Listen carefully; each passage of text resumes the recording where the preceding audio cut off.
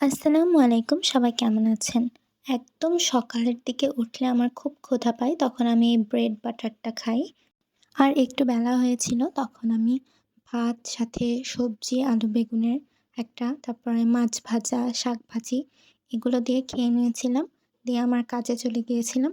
দেন দুপুরে ছিল একটা মাছের সবজি আর অ্যাজ ইউজুয়াল আলু বেগুনের সবজি ছিল, ওইটা নিয়েছিলাম। মিষ্টি কুমড়ো, সাথে ছিল কচু আর আমাদের বাগানের ঢেঁড়স সব একসাথে দিয়ে একটা মিক্সড সবজি রান্না করা হয়েছিল।